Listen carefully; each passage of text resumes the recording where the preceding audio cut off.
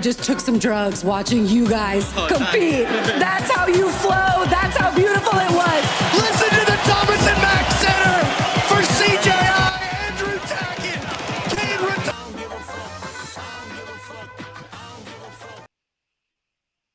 Guys, are you happy that this show is slowly but surely coming together? We got an intro. We have one of the best co-hosts in the world, the BJJ encyclopedia himself. It is Matt Skaff, and he is going to be popping into this live chat. But before we get him in here to talk about all the news, here is some of the topics we are going to be talking about today.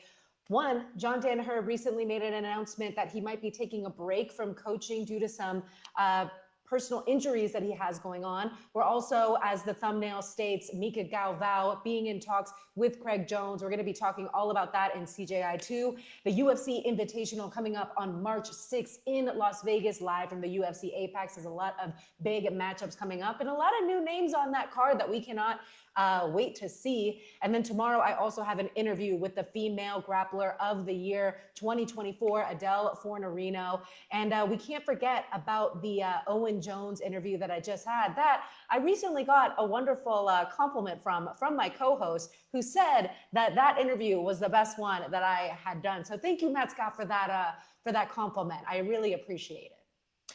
Yeah, no, it was that was one I actually kind of watched it through twice, just because I feel like Owen, he's like a great, you don't understand, like working with some of these athletes can be really tough, trying to do interviews with them, trying to get information out of them.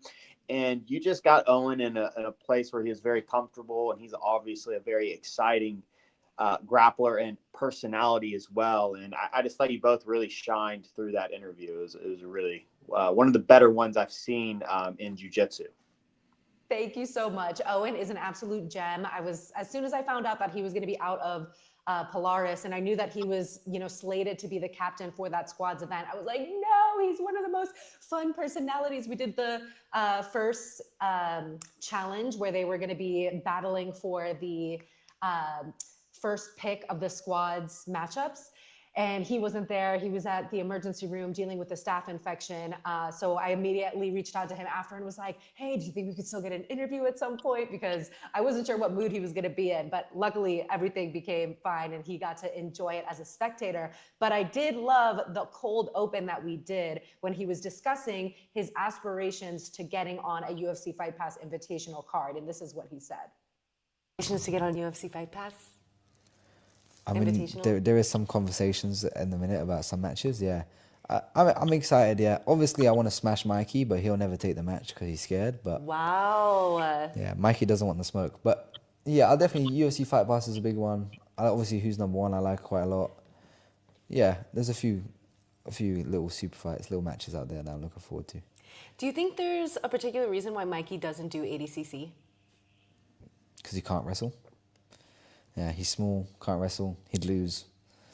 Probably doesn't want to lose, he cares too much about his reputation. He wants to kind of keep the image of him being this unbeatable American who's very good. Whereas I think CJI, ADCC would not be very good for him. And the rule set where he has to get forced to wrestle after overtime, I think this is not good for him. So, Matt Skaff, what was your immediate reaction when I wasn't expecting him to call out Mikey like that. I love when I ask a question and I get an answer I wasn't expecting, but what was your immediate reaction? It's one of the great pleasures in following a sport is when we see these rivalries start to kind of bud. And Mikey has been a guy, I feel like, for a long time that hasn't necessarily had a lot of rivals. And I feel like a lot of that is due to his size. He's always been undersized. And even at ADCC, he would be undersized. I mean, some of those guys, you look at an Ethan Curlinson who's in that same division, he's walking around about 160 pounds. And Mikey is a natural 135.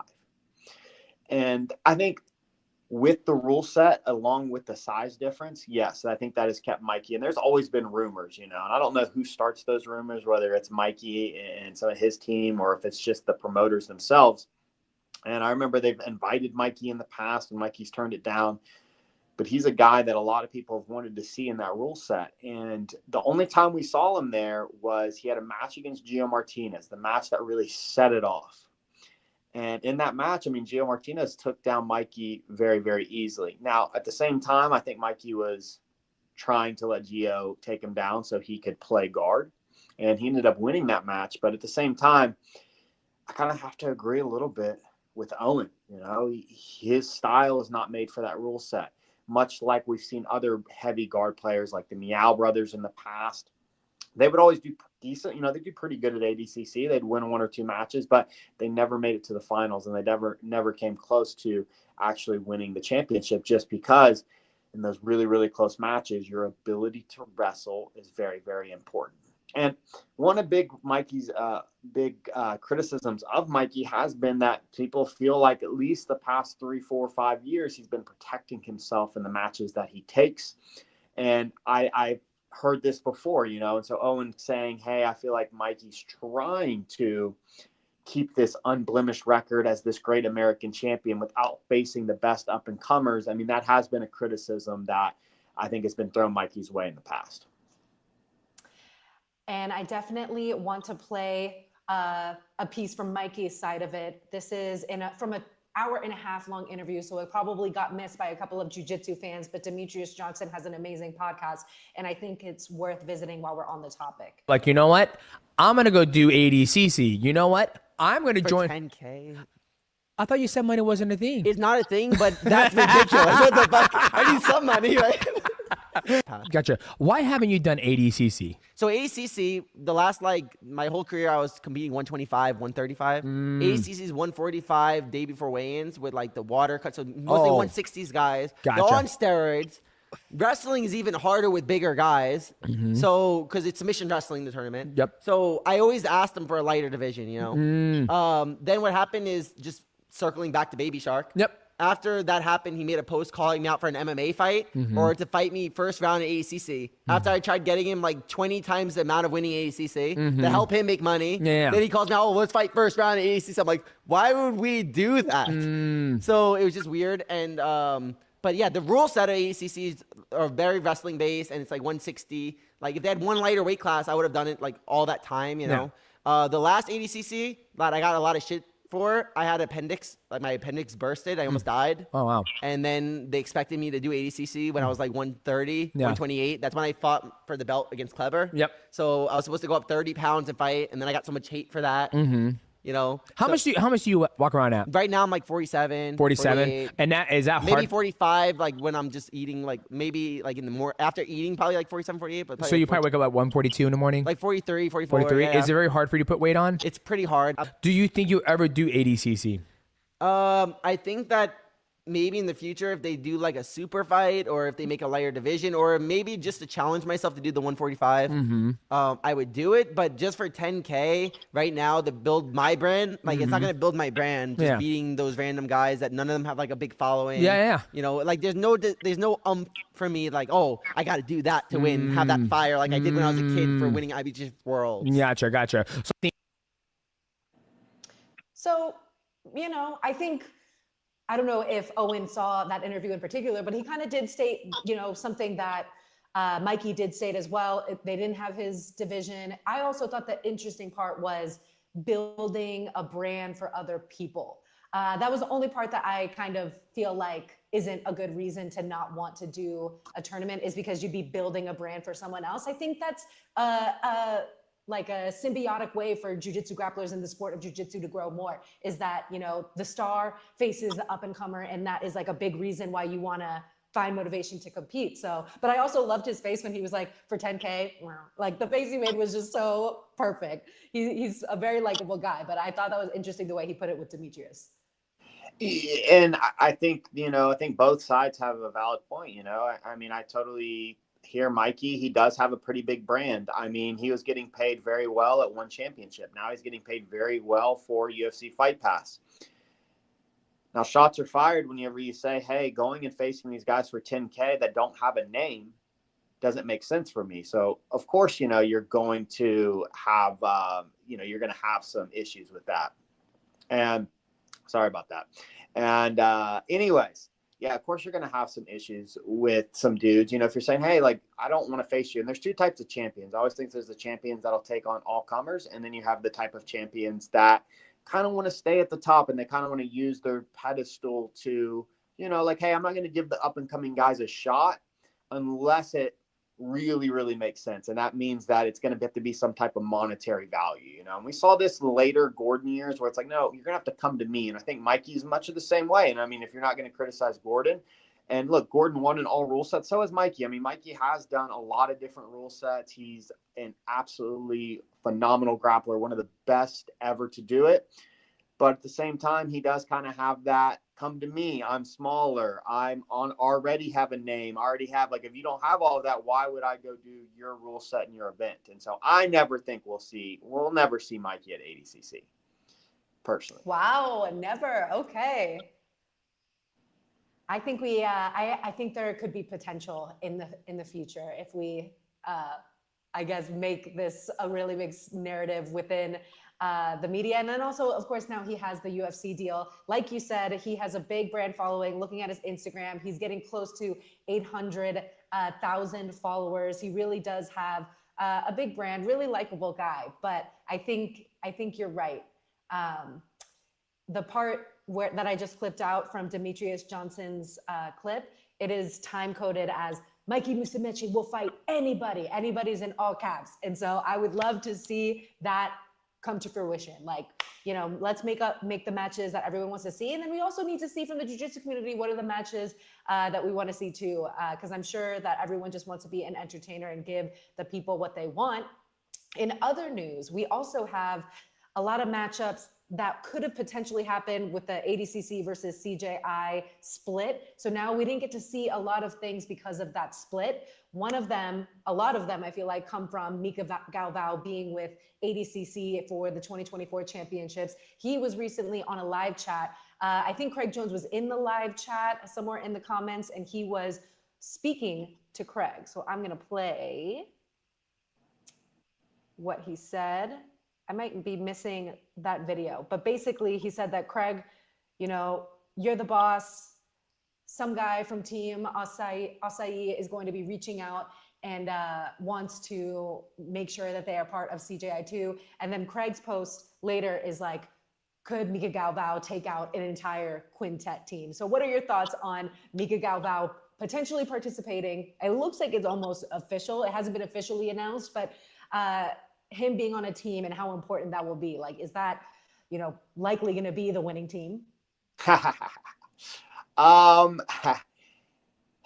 You know, Mica is and has been for a long time. He has been the new favorite son of Brazil. You know, I think he's probably the most popular grappler in Brazil right now. The people there love him. And then his style is translated to the world. I mean, he's a guy that, I mean, I want to tune into. He's one of the top 5 most exciting grapplers. And he's the type of guy I tell guys, it's like him and the like Andrew Tackett. It's really tough, like the Rutolas, to study their style, because the way they move and the way that they compete and some of the techniques that they're able to pull off are just going to be really hard for your average Joe to, you know, it's hard for your average blue belt to be able to do. But we love watching it. They are the most exciting guys. And so I think everybody wants to see Mica Galvao. And Mica being on a team definitely puts them as a favorite. Now, one of the big issues, though, is his team is a bunch of smaller guys. So I wonder if he'd be on a misfit squad. That would be my one big issue with them is, yeah, they've got Baby Shark, they've got Mica, and they've got a couple of other just incredible prospects, but all those guys are under 180 pounds, you know. How are they going to do against a Nicky Rod? You know what I'm saying? Like, can he take out a 240-pound Nicky Rod? I don't know. And this was from Craig Jones' story. He listed out Atos, 10th Planet, New Wave, B Team, and Pedigo. I think in our last live chat, we kind of talked about who are the people that are officially in. And then we also have the actual live chat that I want. O Craig, pra gente, que a gente vai conversar, Mica. Hey Craig, of course, we're gonna talk about it. Anything can be discussed, and you know, you're the boss. Diz pra ele que o Juliano do Açaí República disse que ia entrar em contato com ele. So Juliano from Acai Republic just said he was going to contact you. So yeah, just let us know anything, and for sure we can assert something. Hey, and you need to pay us a visit in São Paulo also. You just went to Rio. I love that video. He seems like a really likable guy. I'm surprised I haven't seen as many interviews with Mica, probably because most of them are going to be in Portuguese, but he seems like a very, very likable guy. I cannot wait until the official announcements are out for CJI. The only recent news that we now know is that the event has the official date, and we were kind of hinting and teasing towards it. Again, it's going to be in the Thomas and Mack Center. They're locked in on the August 30th date, I think 30th and 31st. So if you guys go to CJI2.com, I think you can subscribe to the email list and get notifications on when tickets are going to officially be out. But obviously you guys can already have gotten your flight tickets, because if you missed CJI 1, I'm sure you don't want to miss CJI 2, because things can get pretty crazy. With the quintet format, so many different storylines could go on. One of them I know that Craig wanted us to talk about was the excitement of the potential of instant revenge. So when we go back to this one match where Richie Martinez and Gio, they were all on the same team. I think what had happened was Haizum Rita submitted Boogie. And then on the very next match, it's going to be Gio versus Haizum. And then Gio ends up getting that instant revenge. So that is just some of the theater that we could potentially be seeing with these quintet matchups. What if Ty Rotolo gets out there and something crazy happens, and then Cade Rotolo's up next and he has to take out, let's just say, Mica or PJ or someone. So I think there's so many different permutations that we can make. And while we are here talking some jiu-jitsu, we got to give a shout out to BMAC, the man with a plan. So Matt Skaff, what do you think about that quintet format and all the permutations we could get? Yeah, I mean, that's one of the most exciting moments in jiu-jitsu history in the past, 5 to 10 years. Whenever you have a team format, and especially in something like this where, you have 5 guys, and once you're eliminated, you're done. There is no going back out there. And now we're talking about true teammates, and in this case, brothers. I mean, yeah, you imagine a scenario, and it was kind of like that with CJI, where we see Levi Jones-Leary take out Ty Rotolo, and it was like, man, is Cade going to come back and win the whole thing for the brothers? And he did. They walked away with $1 million. And so now we just take that and we add it into quintet, and to me that just doubles or triples that level of excitement, because we're going to see it immediately after that. Like, oh man, imagine if Nicky Rod subbed one of the brothers and then the other came out and darsed him, came out and avenged his brother. I mean, that would go down as one of the greatest moments in all of grappling history. And this team format is special, and we're seeing different iterations in jiu-jitsu. Obviously the PGF has been super, super successful in their seasons coming up. I'm talking about Brandon. And part of it has been cool just seeing a group of people come together to compete and cheer each other on and to try to win something is something that's just so special in our society as a whole. And I think that's why, the quintet format it just works. It just works. Yeah, it's definitely very, very spicy. I remember when I was getting ready to head over to Polaris, and for a second, I think I mentioned that it was quintet. It wasn't quintet. They have their own rule set, squads. And I was curious about that because I was like, oh my gosh, if it's quintet, that's going to be so quick. What did you think about the squads rule set? It's 2 45-minute halves. You don't know which match is next. Every point matters, and the potential of the matchups is endless. Like your smallest guy, like a Julian Espinoza, could go up against a Santeri Lilius. So you could get a bunch of different things. And also I feel like you have to have the tenacity and bravery that you do with a PGF season, because you don't know what exactly you're going to get. Like you're not signing for this one specific super fight, and and you can game plan. You just are risking it all. So what was your take on some of the Polaris action that we saw? Oh, I thought it was incredible. I really enjoyed Polaris. Now, the one thing I think people might have an issue with are those 5-minute matches. But at the same time, if you have the right guys, you're just seeing nothing but nonstop action. And so, yeah, with the wrong type of grappler, you see 5 minutes and they go, it's not enough time to work. But in those matches, like what Matheusz Szczeciński was able to do, he was an absolute star that day.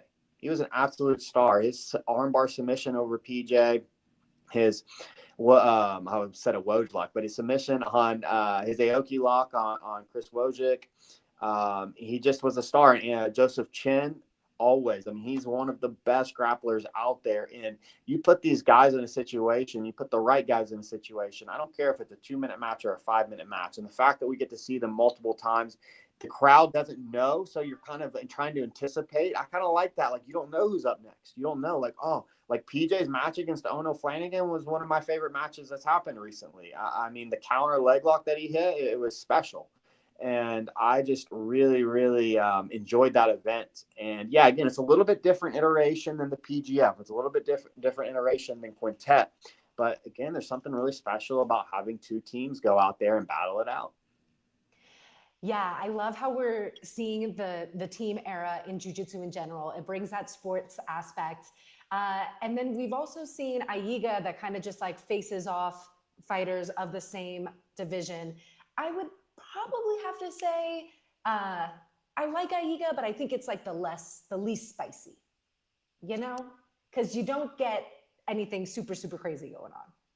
You know, Aiga, for whatever reason, hasn't hit for me yet. I don't know whether it's just they have a million qualifiers and it's really, I don't know, you know, and they're in Kazakhstan, so it is a different time zone. And I don't know what it is about Aiga. So I kind of agree, even though, you know, when you look at the teams and you think of the format and the ideas that they're trying to use there, I mean, you think that it would be the biggest, but it's funny. There's something about like this last PGF season, you know, like rooting for a team. Like I was rooting for Travis's team, and in turn, I became fans now of the other guys because they all won that money together. So now I'm kind of like, oh man, like I mean, I've always liked I like Ryan Aiken. He's part of 10th Planet Atlanta.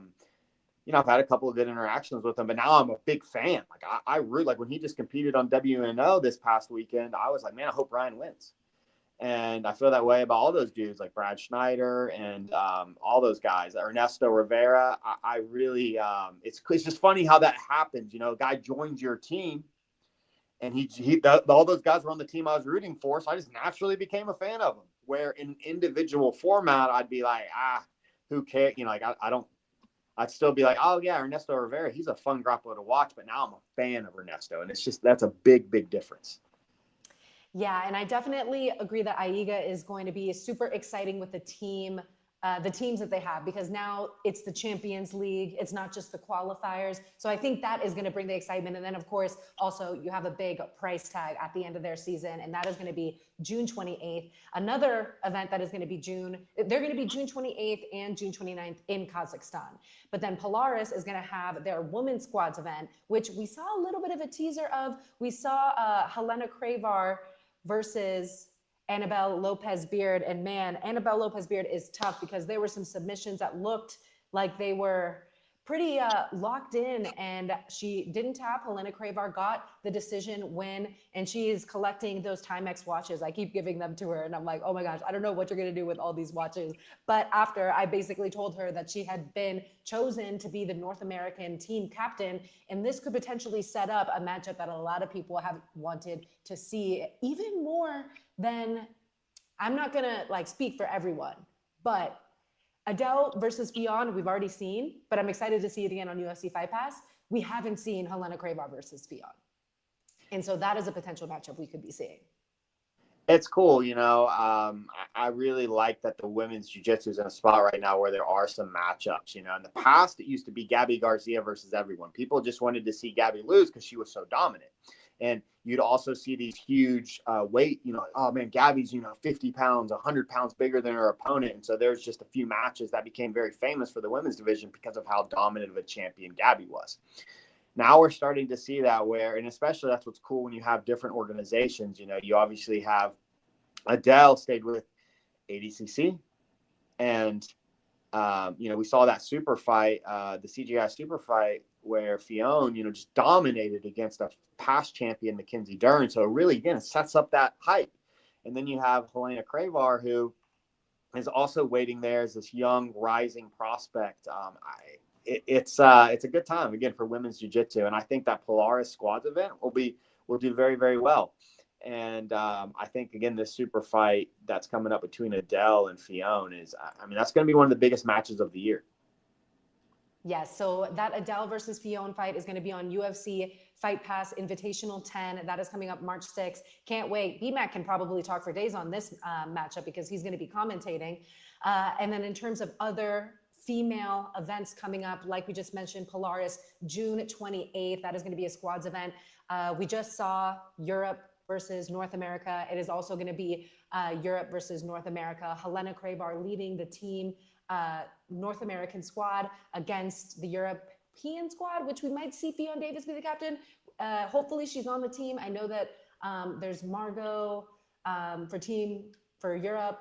There's Bree St. Marie for North America. Like, no one's been officially locked in, but there's so many different ways that we could go. And then we also have on the more local scene, finishers sub only. They're doing they're doing a Women's Survivor Series that has a bunch of different up-and-coming stars. One of our graphics designers for PGF, Willow, she's going to be competing. One of my teammates, Michelle, she is on there. So they're putting together a great roster for a show on Flow Grappling. And then there was one more. Oh, main character Jiu-Jitsu. We got to give out a shout out to our boy Kamoy. That is also going to be on Flow Grappling March 30th. I think they're doing a 3v3 women's event. It's going to be Mary Barron, Lauren Barant, Maria, and then 3 ladies from Legends BJJ. So 10th Planet Austin versus Legend. So we love to see the women getting their shine. And yes, this whole FBI card is stacked with ladies matches. Elizabeth Clay versus Brianna St. Marie is also going to be amazing. I'm excited for that one. Elizabeth Clay is such a beast, getting a world championship, another title after like a month or 2 after having a baby. Like, she is amazing, such an inspiration. Yeah, that I really like that match. I mean, Brianna St. Marie is one of my favorite grapplers to watch. So I'm definitely excited to see her compete anytime that she's competing.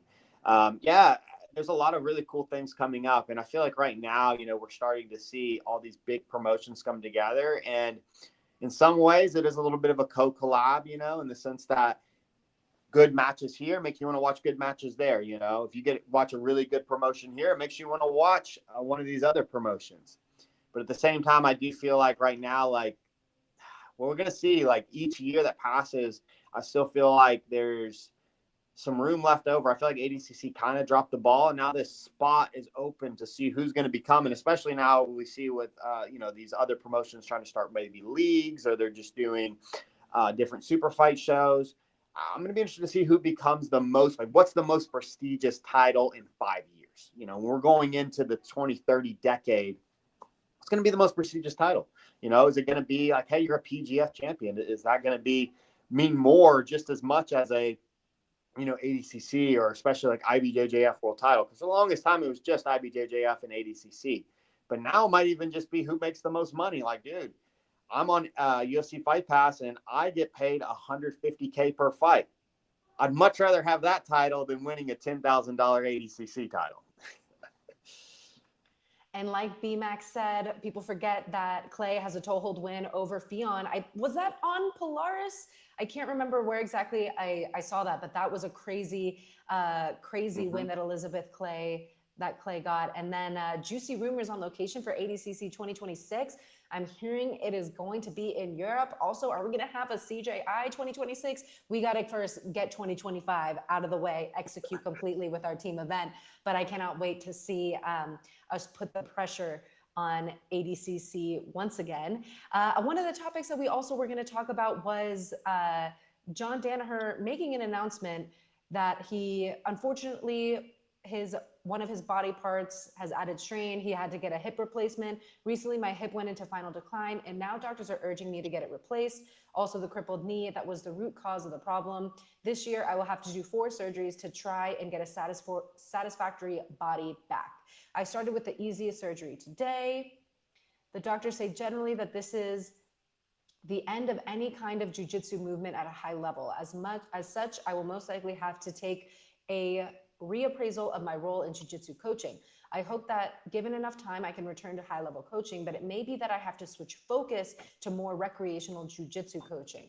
Despite the uncertainty, there is something of which I am very sure. If I do have to step away from coaching professional athletes, my students are without exception truly outstanding teachers. So I am extremely confident that they can represent what we espoused far and better than I ever did, and contribute greatly to the sport continuing to grow. So Matt Skaff, I know you've shared some different opinions on John Danaher on your podcast. How much do you think this affects some of the athletes that he is a teacher for?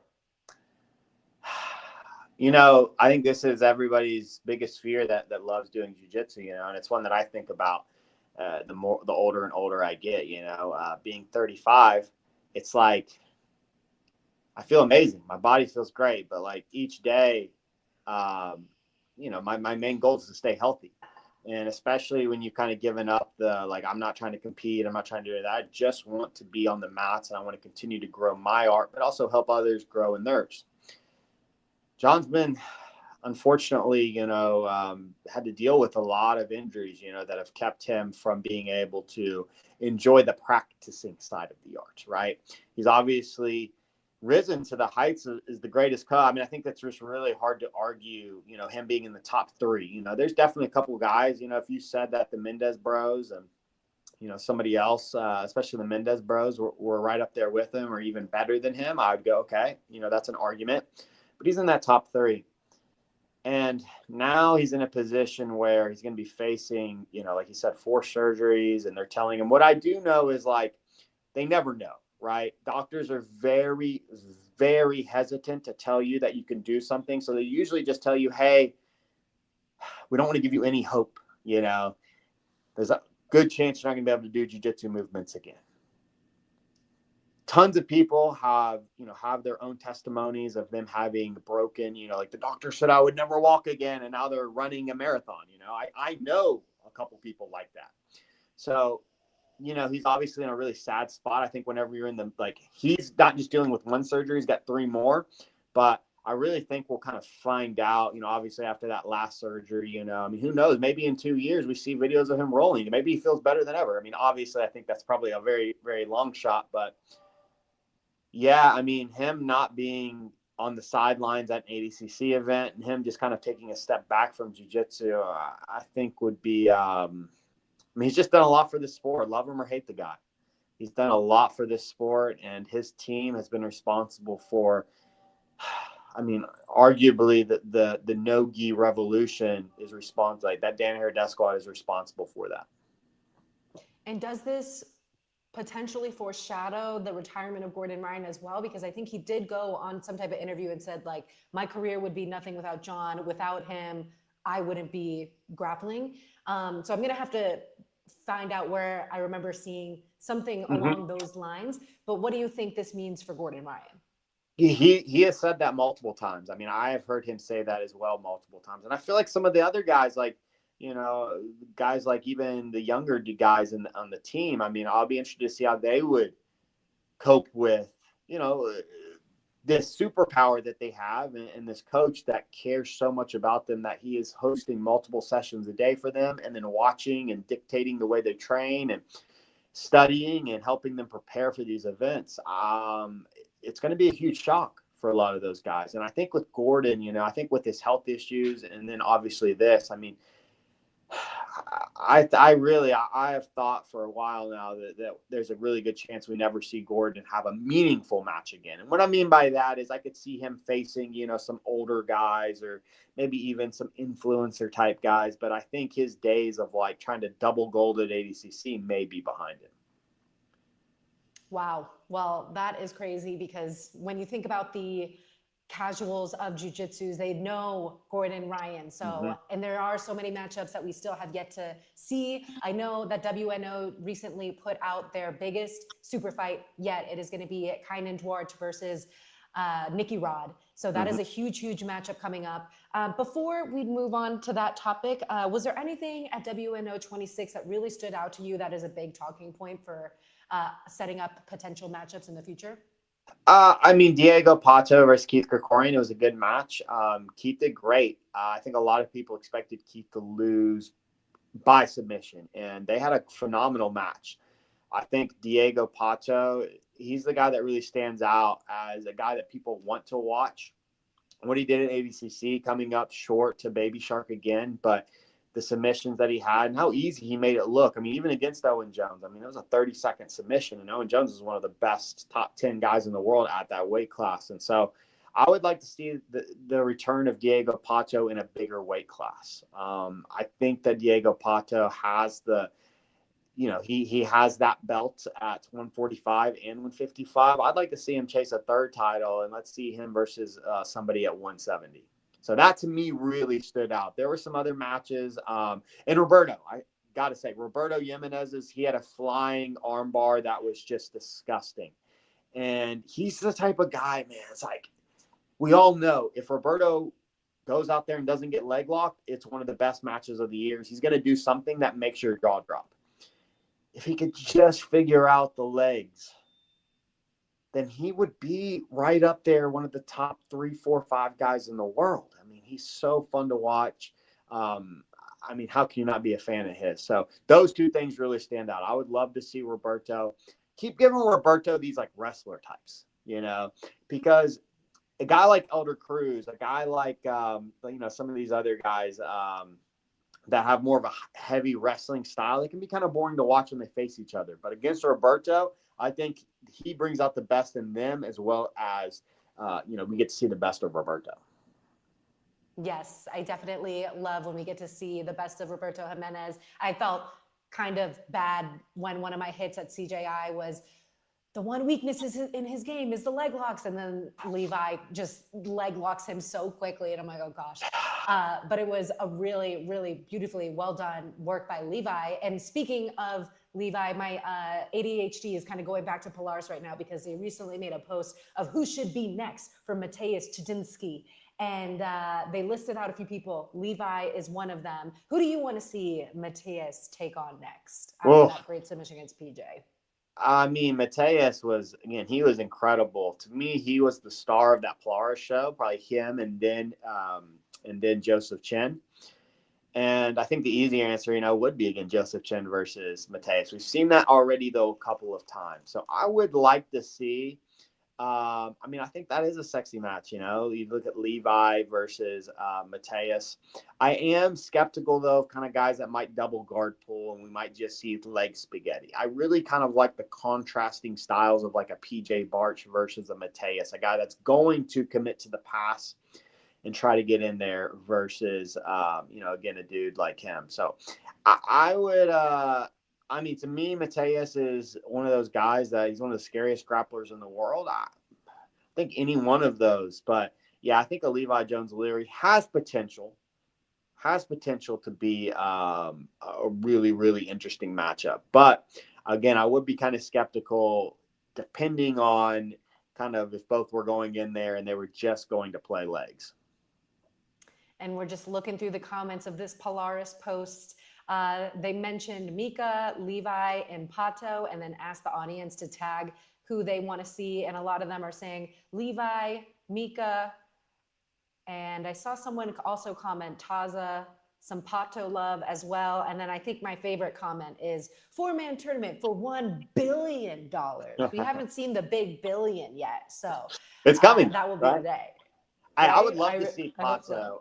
It's funny, as much as because like Levi and Matheusz, I could see it kind of being a stalemate. But Pato, I think Pato versus Matheusz, even though Pato's well undersized, and I was just talking about him at 170, but I think Pato versus Matheusz, that would be a matchup I would be 100% there for. That would be incredible. And if anyone is in the live chat right now, please, if you could brainstorm someone that you really want me to interview next, I think that would be very helpful for me because I'm interested in covering stuff that you guys want to hear more about. Also, let us go to this UFC Fight Pass Invitational 10. Like B-Max said, this card is absolutely stacked from top to bottom. Fionn Davis versus Adele Fornarino. Women's match as the main event, well-deserved. Then we're also going to get the Nicky Rod versus Victor Hugo match, which we all thought was going to be the main the main match for the $1 million before Victor Hugo got upset. with a leg lock. And then also Elizabeth Clay, Brianna Stant Marie, we talked about. Renato Canuto versus Oliver Taza. We just talked about some flying arm bars from Roberto Jimenez. So we're going to get some Renato Canuto action against someone like Oliver Taza. What do you think about that matchup, Matt? I mean, anytime the Canutos are involved, I mean, it's going to be a good time. And Hinato, his flying heel hook, flying scissor leg takedown on PJ Varch into the heel hook, I mean, just blew me away. Just blew me away. One of the best submissions I've seen in the past year. And I love that Fight Pass is starting to, like, I hope the Canutos are getting paid well. And I love seeing them, again, just represent the hometown, the Vegas squad up there. And so, yeah, I think Oliver Taza, he's always game. He's one of the toughest competitors in the world. There's a lot of good matches. I love that, Andy Murasaki match versus Daniel Sadler. Both guys are exciting. Ronaldo Jr.'s he had a really fun match against Jay Rodriguez at WNO. He's going against Felipe Costa, who Felipe is an absolute monster. He killed it this past year. So yeah, there's some really, really good fights coming up with Fight Pass. And I definitely have to give a shout out to PGF's own PGF 6 champion, Nathan Haddad. I think this really shows the fact that if you are easy to work with, if you're always, a good professional, that word will get up to people in charge of UFC Fight Pass, because Claudia Gadelia is the matchmaker and she wants to work with professionals. I'm part of her Instagram group chat where she kind of just gives life advice, financial advice. She is a grinder all the time and she wants to work with really professional people, and Nathan Haddad is that. Not only is he super exciting and gives amazing matches, this Achilles Rocha's match is going to be amazing, but I think it really shows the fact that if you act like a professional athlete, you will be treated like a professional and you will be given a platform as professional as the UFC. I think he recently posted that it is every combat sports athlete's dream to be able to compete under the UFC banner. So it's really well-deserved by him. Obviously, he didn't have the biggest show out in the PGF season 7 because he went up into a higher weight class, which we do also have to talk about our PGF season 7 champion, Ryan Aiken, who had a great showing. What did you think about his performance at WNO 26? Oh, it was one of the most exciting matches of the night. I thought he did great. Ryan is, he's a tough grappler, and I think he's gotten better. I remember the first time watching Ryan probably 3-4 years ago. Ryan played it safe a lot. You can see as he gets better and better, he is chasing the submission. He is taking more chances. His matches are the past, year that he's done.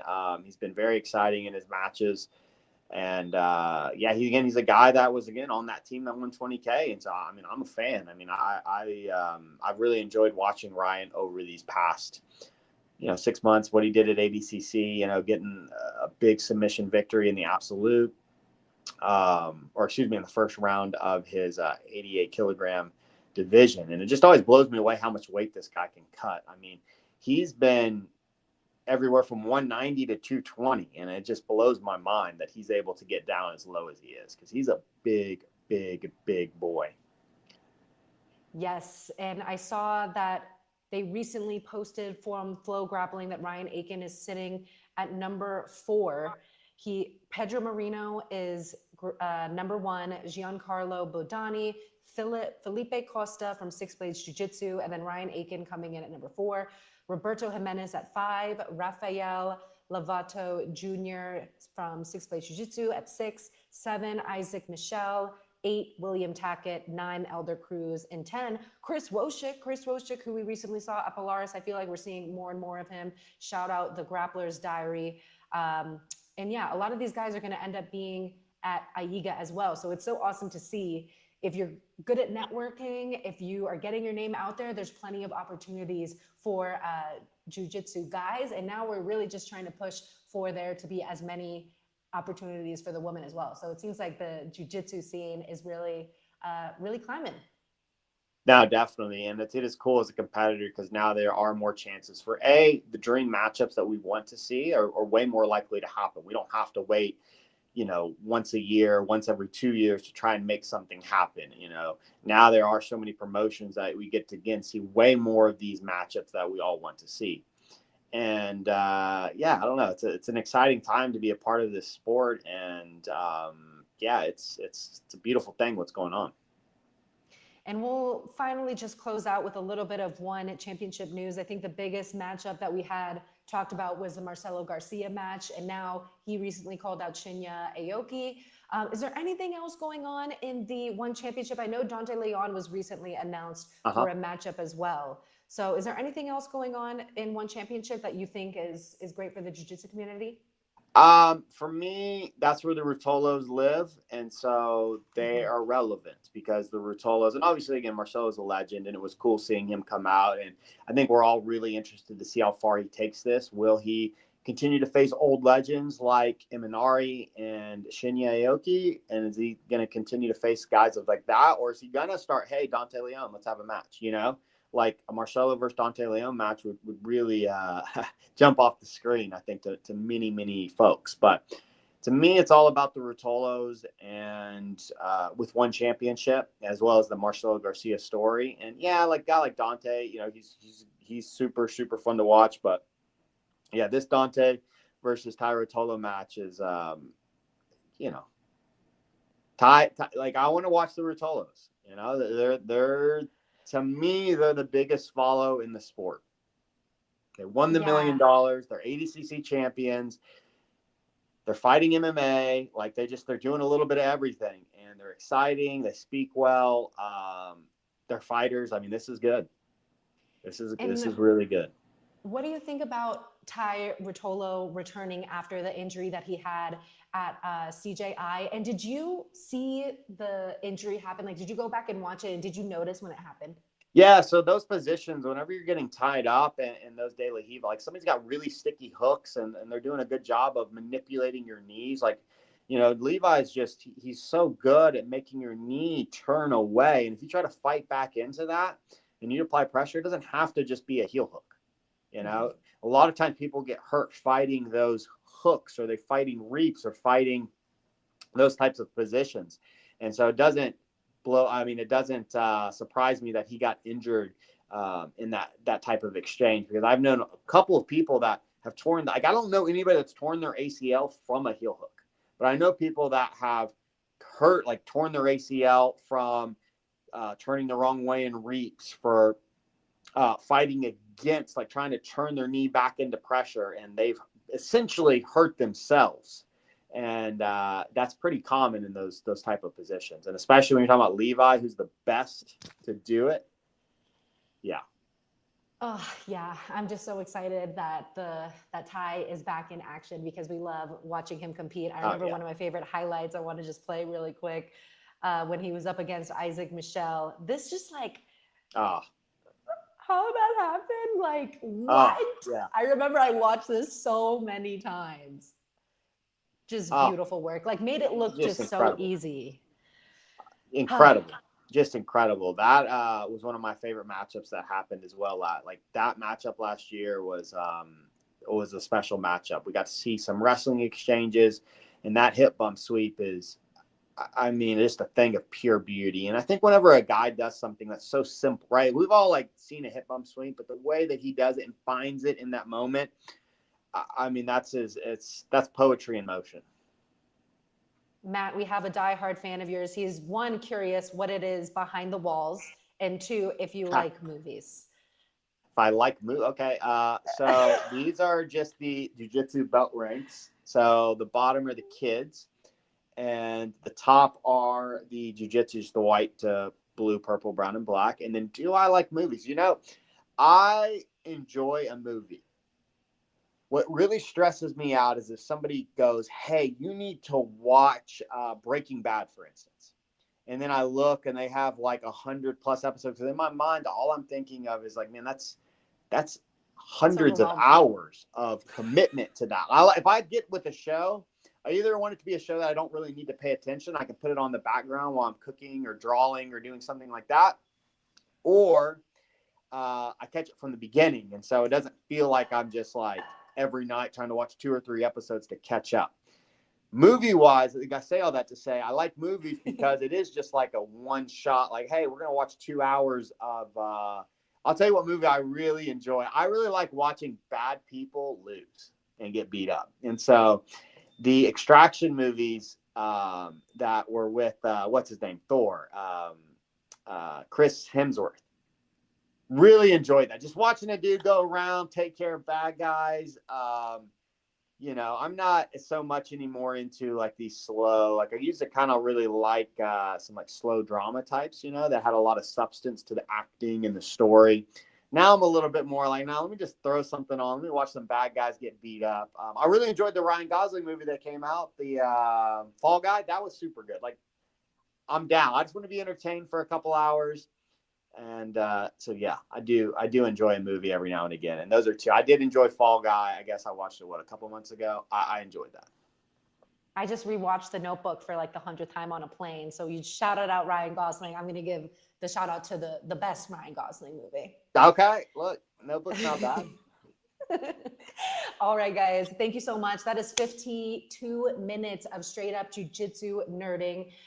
Thank you guys so much for joining us. A quick reminder that we do have an interview coming out next week with the female grappler of 2024. It is Adele Fornerino, and she is going to be taking on the biggest match of arguably her career, this Beyond match coming up with UFC Fight Pass 10 on March 6th. So we cannot wait to talk to her about everything coming up. If you guys enjoyed this, please make sure you give it a like so we can push it out to other jiu-jitsu nerds. I think the better media does with jiu-jitsu, the more opportunities there will be with more competitions and just publicity in general. So show that love if you can. We love spending time talking and nerding out about all this stuff. So Matt, thank you so much. Oh wait, before we go, we were talking about crazy injuries with Tai Rotolo hurting himself against Levi. We had a crazy injury with a PGF vet, Travis Thomas, who is one of Matt Scaff's coaches, one of Matt Scaff's students. He used to be training at 10 Planet Decatur. I think now he's over at in Nashville, and he tore his entire knee. Do you know what happened exactly? It was in training? Yeah, from my understanding, he injured it on a takedown, and this is one of those words of caution to any of you out there, you know. So he hurt his knee, but then kept trying to train through it, and it just kept getting worse and worse until eventually the whole thing just busted up. And it happens to a lot of the athletes, you know. You get told like, hey, you maybe need to take 6 weeks off, 8 weeks off, and you start feeling pretty good.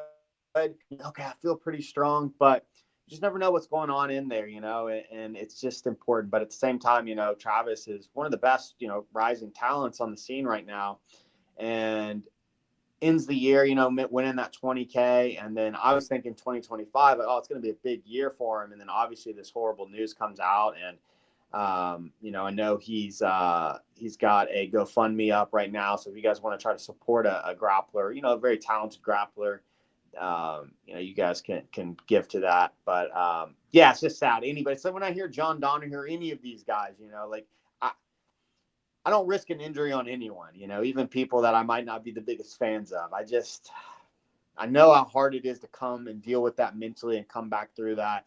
My last big one was this shoulder surgery I had 8 years ago, and knock on wood, I'm trying to stay surgery and injury free for as long as possible. Yeah, so it was terrible news seeing that. He does have a GoFundMe out. Luckily, with the PGF season championship he won, he also gets some access to stem cells, and New Hope Regeneration is a proud sponsor of PGF for the past few seasons and the upcoming season. So yeah, shout out to them. Thank you guys so much for the time, and we will see you all on the next live chat. And keep an eye out for that Adele Fornerino interview coming up